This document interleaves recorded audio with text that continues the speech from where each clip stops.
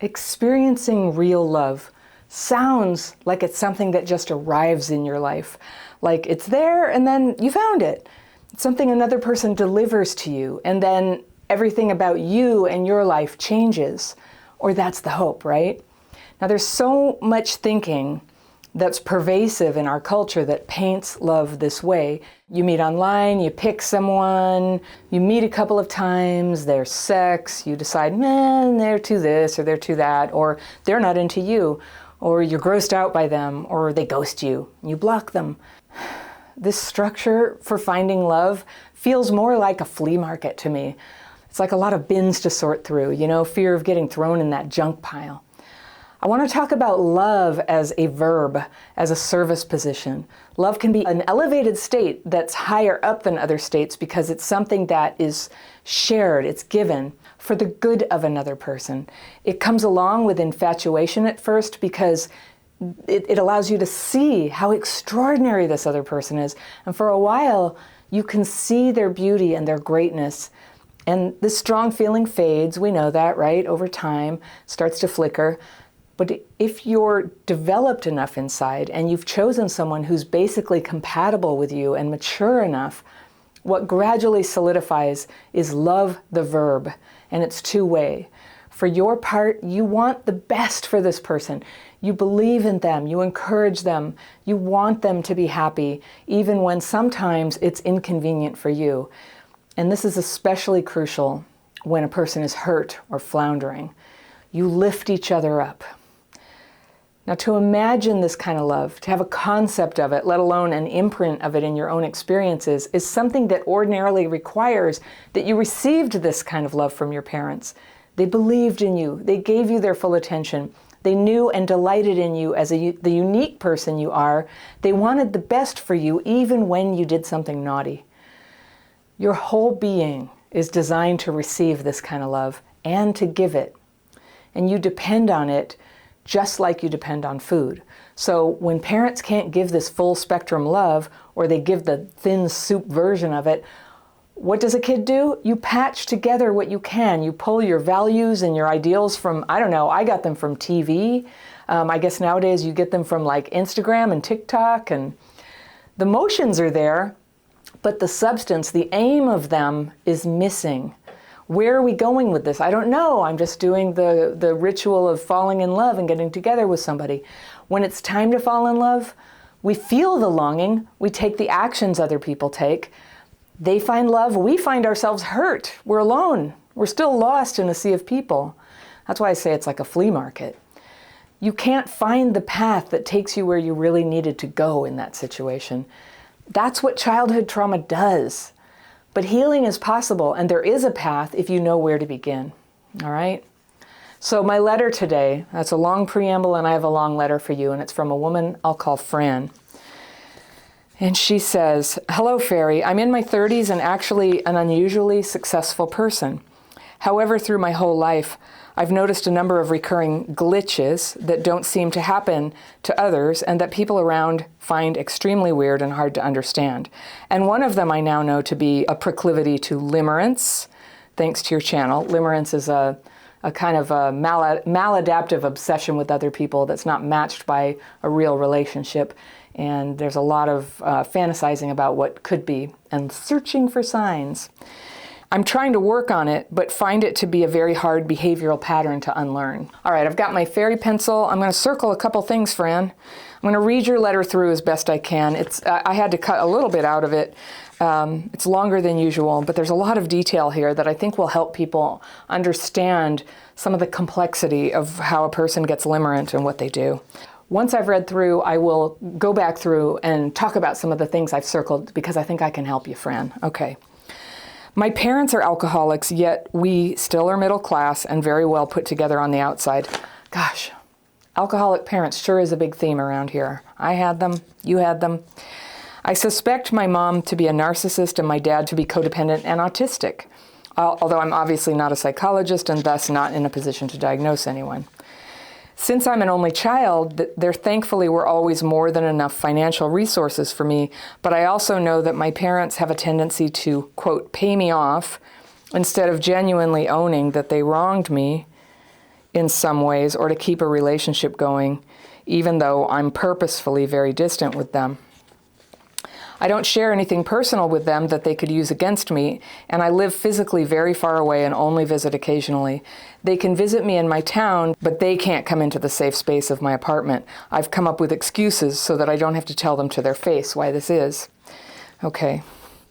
I knew from experience that a productive discussion of my issues with them just isn't possible. I like to keep visits to a maximum of 3 days, which sometimes goes well, but sometimes the atmosphere is very toxic from early on, especially when my mom gets drunk, which she always does at some point sooner or later. Still, I feel that this situation is kind of under control. They sometimes give me money, which makes me uncomfortable because it makes me indebted to them. But I also don't want to cut them out of my life completely because I don't really have any other family, and I do owe a lot of my relatively privileged life to them. Despite being highly successful, my life has never been free of the struggles that come from what I now believe to be CPTSD and or autism. Okay. I have depressed episodes every now and again, even when there's no obvious reason. They aren't too bad at the moment, at least not like they were at times when I was in a bad relationship. Since the pandemic, I've been starting to suspect I might be autistic, but I have only had one assessment with a psychologist about it yet. It was just a trial session to check if I should be put on the long waiting list to get a diagnosis at some point in the future. She said it's not a clear-cut case, but I should also look into potential overlap with CPTSD while I wait, and that's how I found your channel. My diagnosed neurodivergent friends say they're pretty sure I'm on the neurodivergent spectrum somewhere. I hyper-focus a lot on my special interests, which causes me to work a lot, possibly a coping mechanism, and to be very successful at work. I'm also not that great at relationships. Okay, those are signs. I've had a lot of bad sexual experiences in my life, and then others that weren't that bad per se, but that re-traumatized me. I haven't been very good at saying no in the past, and thus feel that it's partially my own fault. Anyway, I travel a lot, and after one such bad experience that happened as part of a half relationship when I was 17, I met a guy in another country. He seemed like the prince who had come to save me from my parents' place, where I had been stuck in something of a parallel universe all my life. My mother was always right no matter what, and my dad made me an ally in trying to calm her down, never asking whether that might damage me or whether I had any emotional needs myself. I became an extremely independent, angry person in my teen years, but mostly just quiet, focusing on my obsessive interests and pretending like I didn't have any needs or feelings.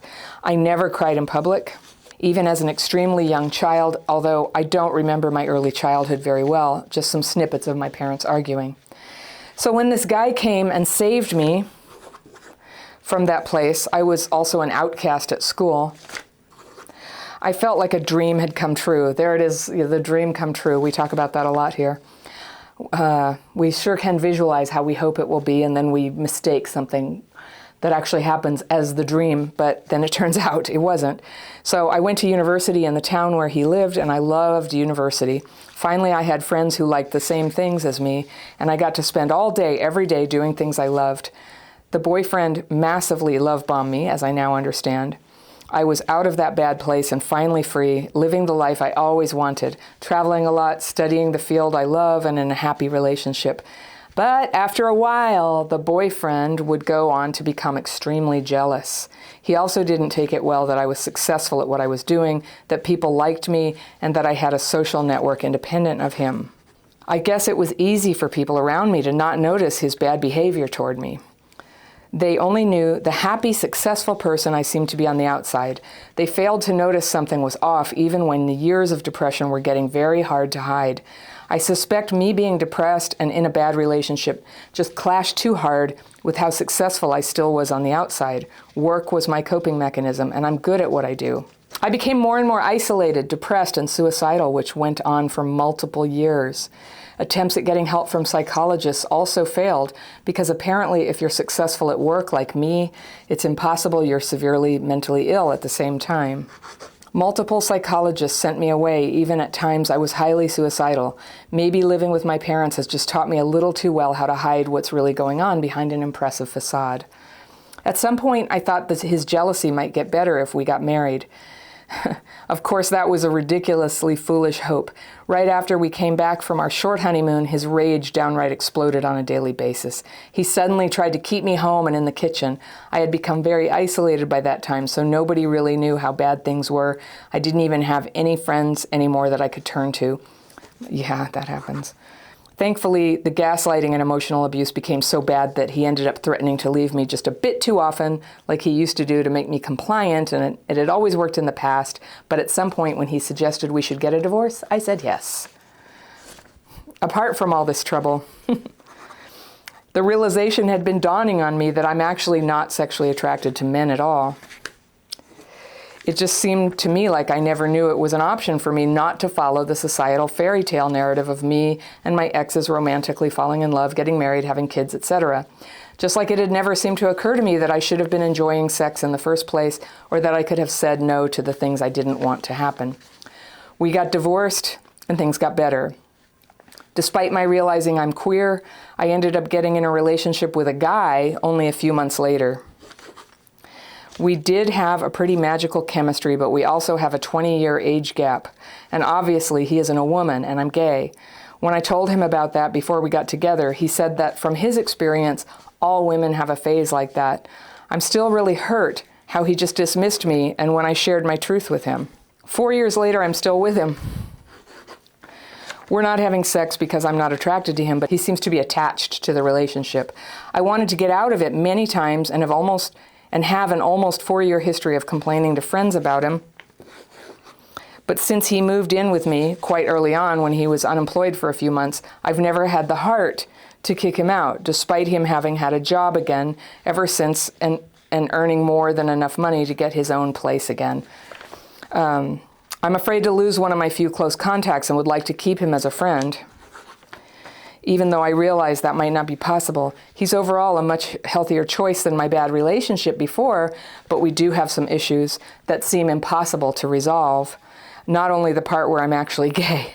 We have had some serious traumatizing fights in the past where he was disloyal to me in front of a group of his acquaintances who were sexist to me over a 2-week holiday. And he also generally doesn't share my very feminist outlook on the world, while I'm almost aggressively feminist. I don't see a future for the relationship, but it's also not bad enough that I've had it in me to kick him out. My friends find this hard to understand. Last December, I tried to break up with him. I had a list of reasons written out. Then he talked me back into trying again. I feel kind of defeated at this point, but also frankly don't know how to do this. Currently, I'm busy enough with work, which is going great, to tell myself that it's okay to leave things as they are for now. I'm quite sure you would disagree and say, you know me, I'm quite sure you would disagree and say that it drains my energy. I'll tell you what I think.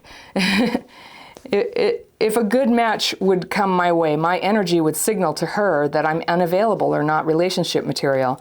But I still don't have the heart to kick him out. I can't really explain why. Maybe it's abandonment melange. After all, it also took me years to get out of my last relationship, and that one was abusive as well. What is it going to take for me to finally get out of this one that isn't so bad, just not as fulfilling as I would hope? I tell myself that it's more like we're friends or roommates anyway, and that I would immediately drop him as soon as an interesting woman comes along. I feel like I'm mean for thinking that, but also assume that he must know deep down that this isn't a real relationship and with a future, and that he must be getting something out of it, or else he would have left already. I also think that given all this, I'm probably not ready for a really good relationship yet and have to continue healing my issues first anyway.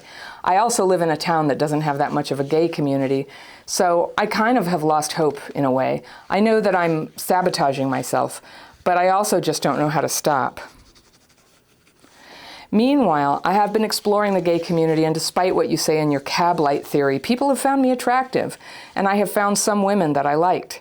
Sadly, my initial finds were always straight women who I became extremely limerent around. You think this refutes my theory. We'll talk.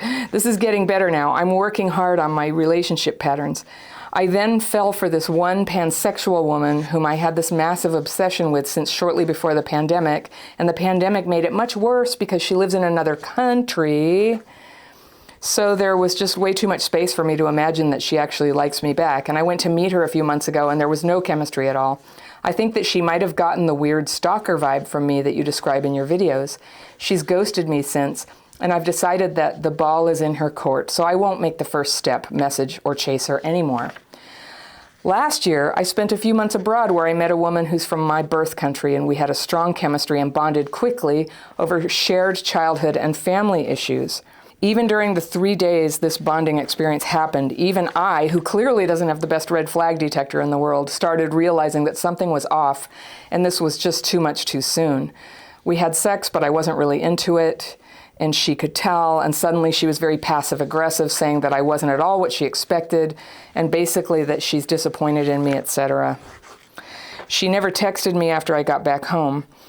However, in the last few months, we have been communicating every once in a while about when we would be in the same country or whether we've had a chance to meet. I have a very bad feeling about this. Yeah, it seems like I'm only an adventure to her, but I want a relationship and a real connection.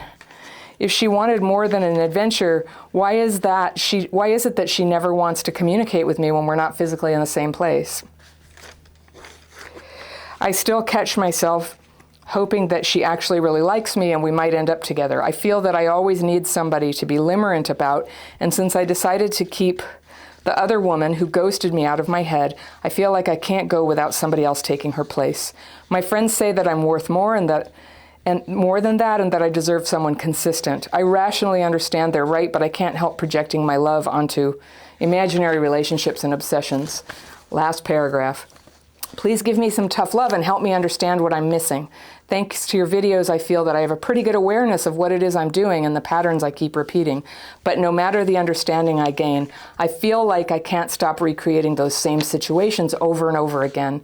I really want to stop. What can I do? Fran. Okay, Fran. I went ahead and read almost your whole letter. I usually don't answer this much of a letter or take letters so long, but you've described something, and then I gave this big essay in the beginning talking about what I feel like is a breakdown of people's understanding of what love is, and that there's so much of this for people who are traumatized as you were, this going through the motions but being kind of mystified that it doesn't lead to love. And so from the perspective of somebody who's totally been there and who's worked out some things and now is experiencing love, giving it, receiving it, I just wanted to share with you some insight about this. And it's going to feel like tough love, although I absolutely have empathy for you. So, just know that going through this. So, yeah, your parents were alcoholic. You're having trouble understanding that things don't work even though you're middle class. One thing that you say over and over and over in your letter, and it seems extremely significant to you, but I don't quite understand why. I think people in the comments may speculate about it, but you keep saying that you're successful. I'm really successful. And as I understand it, my best guess is your success does mitigate the feeling of being in a total disaster in your love life right now. That there really is a good part of you and a strong part of you. And in a way, I think that where your love is really going, your love and your devotion is going into your work, because it is such a rewarding experience. And there's nothing wrong with that. It's just that you also want the love relationship. But it almost sounded, the way it kept coming up, it almost sounded a little bit like it's a wall you put up. That it's a way that you're protecting yourself and that you might have trouble accessing your vulnerability when you keep having this thing up going, yes, but I'm successful. And I totally relate. Like, that was always my superpower too, was outward success. Actually, eventually my success dwindled down because my personal problems got so serious that they started really like hurting my career. But for the longest time, I looked like I was doing great. And people often, just like you, they often thought I was doing very well. And I liked it that way, but I also couldn't understand why people weren't helping me. And why I seem to be, and I think I hear you saying this, like other people, they're able to like go to a therapist and say, I'm in dire straits, and they get help, and you couldn't. It's as if there's a membrane around some of us that people cannot see it. And I don't think you're doing it on purpose. You know, it could be just part of your personality. It sounds like you certainly could have CPTSD, and from what you described, you certainly could have autism. I don't know, and I'm glad you're getting more diagnosis about that. But since you have neurodivergent friends in whose opinion you are like them, there's a clue, right, that there's something like that. So that both CPTSD and being on the spectrum, I have a video about that, by the way. You might want to check it out. It's a discussion I had with Paul Mikulev, who has autism and who is really, really good at talking to people about what it's like and teaching emotional intelligence. So I'll put a link to his site down below. He's very good, and I really like him. And we talked in our conversation, we learned about having both, or people, you know, sometimes in relationships, one person has CPTSD, the other has autism. Soon they both have CPTSD, you know, because it's a challenge. It's not an impossible challenge, but both conditions are, even though they're not really, they're not the same thing. Both of these things can lead to difficulty reading cues in people and feeling like you can't access that strange human Wi-Fi that other people seem to be able to access. And they understand, like, what's going on in this room? How am I supposed to act at this party? What am I supposed to say in a thank you note? Those are things that if you don't learn them from your parents, and you have one autistic parent and the other one is a narcissist, so I don't know, there was nobody to teach you the social niceties. And so sometimes I sort of humorously use the word feral for kids like us, where, you know, we just run around and figure things out and grab food off. Actually, I was a bit hungry. I can tell, I think food wasn't the thing with you, but we had to grab socialization, you know, off tables and behind people's back, and try to figure out like how to act. How do you do this? How do you connect with people? And it can really mess with your ability to have empathy. And you can develop empathy.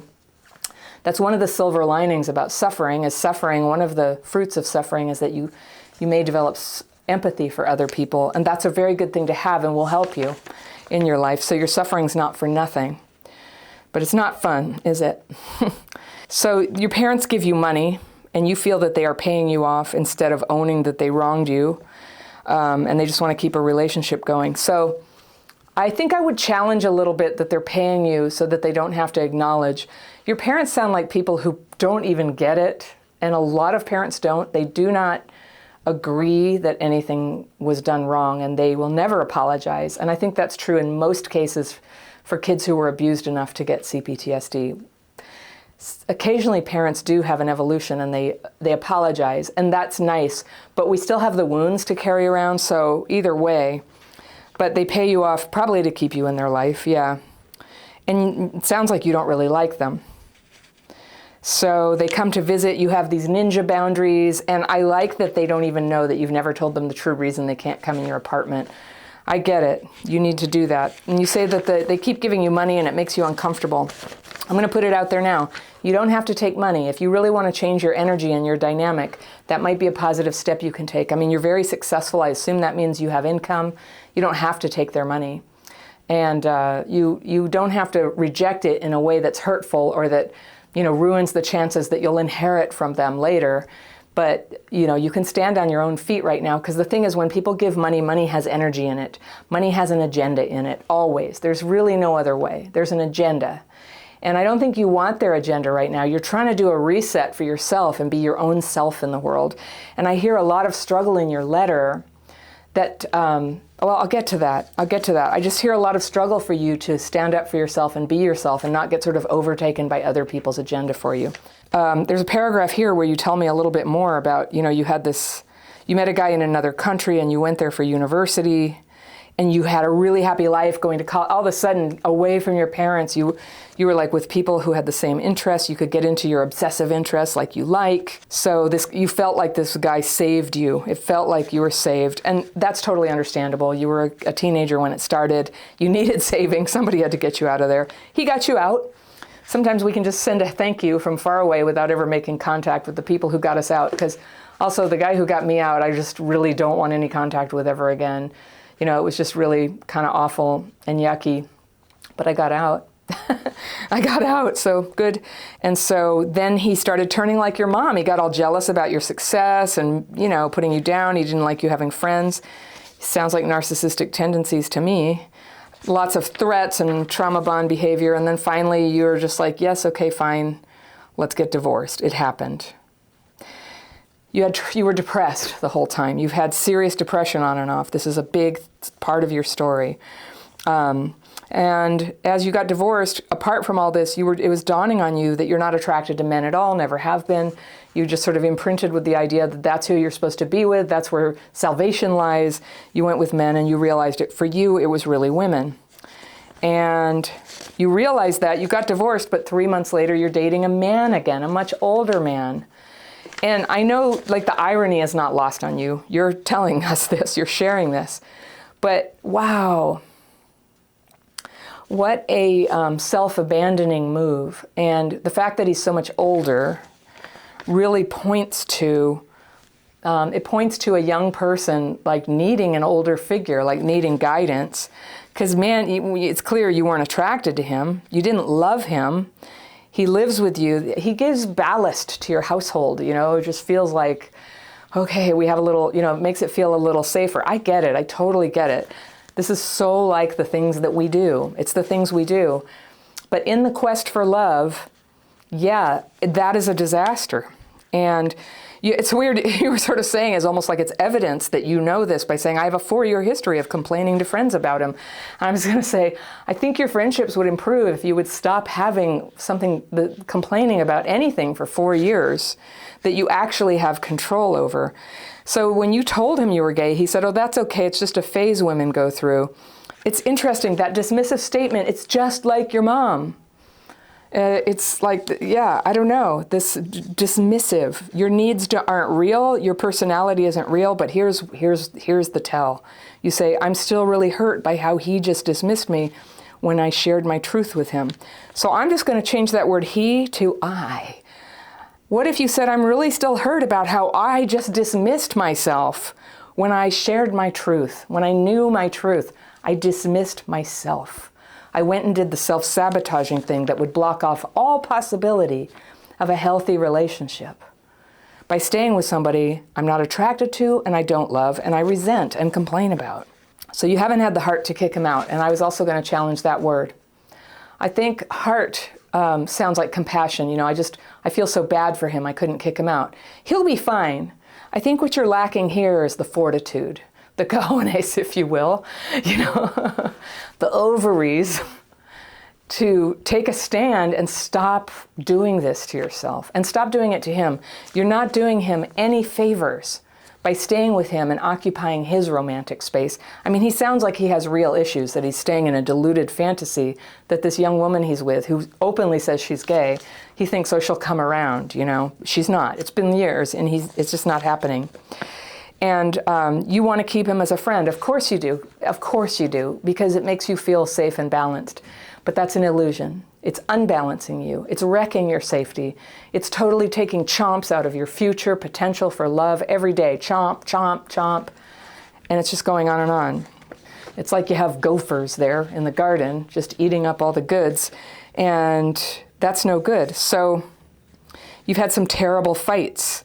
He's been disloyal to you, and he doesn't have a feminist outlook like yours, and you say, well, you're aggressively feminist. And I just wanted to say, sometimes when you think you're holding a value, but you're not holding a value, you end up kind of like creating the physical expression, the material relationship expression of that failure of your own values.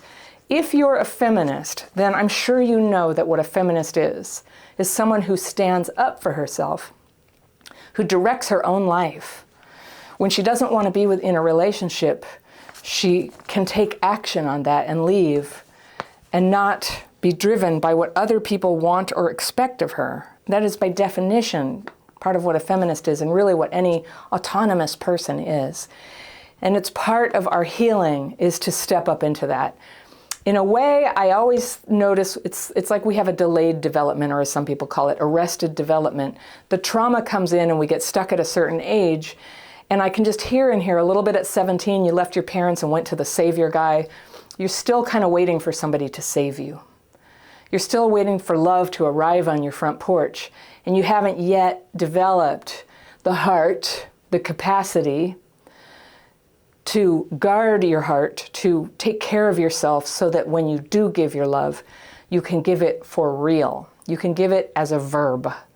You can give actual love to an actual person who wants to be loved and who's with you, and you will have to train yourself in the steps a person follows to get to that point. You didn't get trained in that. You had neglectful parents, and you grew up in a culture that pretends, that just, you can just meet people online and get together and feel chemistry and it go, and then that means something, or you don't feel chemistry. I think we see all around us the consequences of people playing with this incredibly potent force of love and sexuality, and just throwing it out there and then getting this incredibly hurtful experience and not knowing what to do. So I think that's where I step in, and that's the role I play in this whole thing on YouTube, is trying to say there's a path, there's a way forward here. And so you don't see a future for this relationship. You've tried to break up. You wrote the reasons out. He talked you back into it. Okay, if you're a feminist, go be strong. Just get on with it. Get it done. Because here's the thing I want to point out, Fran. If you want a healthy woman to be interested in you, no healthy woman wants to live with a woman who says she's gay but lives with a man. Like, for real, okay? The only people left who will date you like that are the people who either don't care or can't care because they're too traumatized themselves. But you're trying to find somebody who cares and who sees you and who can meet you on this higher plane that you want to go to. Quit mucking around with the problems, right? You simply cannot be with this guy. And if you're in a community where there's no women you might meet, yeah, it's time to move. You are a successful person. You are empowered because of that. You travel a lot. You have income. Your parents help you if you decide to continue that relationship, and that sort of agenda of theirs kind of in your space. I don't know if you should, but that's up to you. It'd be hard to say no, I agree. But they are buying a little bit of control over you, and they're getting a little bit of control over your self-concept and your vision for yourself. But I never advocate that a person with CPTSD should just run out into the world and be alone. That would be very hard. We do need friends. And you've made friends. Good work. Good work making friends. Friends who get you and want what's best for you. So good work. I'm busy with work, and I want to leave things how they are and just keep living with the guy. And you think I would disagree and say it drains your energy. You know what? It drains his energy. It's morally wrong to keep doing that to somebody, even if, I totally get when you're like, I'm sure I was clear with him that I'm not into him and it's not a real relationship. And you're right, he does know that on some level, but he's clearly a broken person. It's morally wrong to take advantage of broken people just so that we can have comfort and somebody to populate the sofa, in our house. That's not right. That's a lesson I learned much later in life, and it had been done to me, and I did it to other people. It's like, we're just friends, right? And the other person always goes, oh yeah, I'm cool with this, but actually their abandonment wounds are so great. They basically are held hostage by their wounds, and they can't leave, they can't say no, and they feel tempted to just be agreeable and stick with things no matter how bad it gets. And it's wrong to take advantage just because we want company, and it doesn't do you any good either. But I just want to call your attention to what it does to him. You being aware of him as a person and his feelings and what he's not getting, and being responsible for that, is actually going to be part of your growth process to develop heart, to develop loving capacity and compassion, for you to actually love a person in a romantic way in the future. It's time to start cleaning up these things where you were sort of like taking energy from people. I've been exploring the gay community, and despite what you say, your cab light theory, people have found me attractive, and I've found some women that I liked. But they were straight. Okay, cab light's not working. If you're gay, straight women, that's not the right light. That's not what you were doing. That's not your cab light shining, okay? So if you liked them, if that's what you're saying, I liked them, but they were straight, okay, then that's you avoiding real love again. And that's okay, that's what we do, but I'm just saying, you're in avoidance. And then it's a little better now, you say you got together with somebody, but it was crazy, she wasn't into you, you got together, there was no chemistry. And then you did the super duper, like, crappy childhood fairy move. is like, you wait a little bit after you're like, oh my gosh, what a horrible experience. I'm so glad I'm out of there. And then you're like, maybe we should get together in the future. Maybe it'll be different. And I'm just laughing, and I'm not laughing at you. I'm laughing with myself and everybody here, because it's like, that's what we do. But you know that's not, when it's right, you're going to have somebody, you will feel chemistry. You're going to have somebody putting a lot of effort in. They're not just going to criticize you after the first time you sleep with them. You know, it's not going to be like that. You know, I'm just going to encourage you. Things that don't work out, just bye-bye. You know, they just go downstream. It's okay, no harm done. But as a person with CPTSD who struggles about how to get close to somebody, I'm going to advise caution. Like that it takes time to get to know somebody enough to actually let them in emotionally, sexually. That's what I would suggest to you. So you were wondering, you're sort of baffled that she only wants you when you're not physically in the same, or she's not interested in you to develop a relationship online. She only wants to see you if you're in the same place, and you're not sure why. And that's, I think when I read it, I kind of went, because it's like, that's because sex. That's because sex, okay? You want some tough love. And you have a pretty good awareness of what you're doing. I'd say you're 80% of the way there, but the thing you're missing is heart, is awareness of other people. And I have this little bit of an impression of you having been raised without the warm-hearted love of parents, and going through the motions of dating with people and having trouble detecting when somebody doesn't feel it for you. And that perhaps, like, it could be true that you have autism or something. That could be why it's a little hard. The red flag detector isn't there, and you're not connecting, and the motions are more compelling to you. It's like, somebody called me, they must like me. Heart, emotional intelligence is needed here, and tender, compassionate awareness of other people's feelings. So that as you go into relationships, you're not going in it just trying to get your own needs met, but you're going into it with an open-mindedness, having your needs met because you're good at taking care of yourself. Your needs are met, and you can go out into the world open to a relationship forming with other people whose needs are met, but where love seems to show up because there is a great compatibility. You feel drawn to each other. You take the time to get to know each other. You develop safety with that person before you rip open your life to them. That safety cannot be formed at high speed when you have CPTSD, okay? And safety is something I hear over and over again is important to you. So if this topic speaks to you, I have a video lined up, and this one is a little different. This is, I think, one of my lowest performing videos of all time, but one I consider so important, and especially important for people who are developing more heart. And it's called How to Bring More Good into the World. You can use it as a guided meditation. It's right here, and I will see you very soon.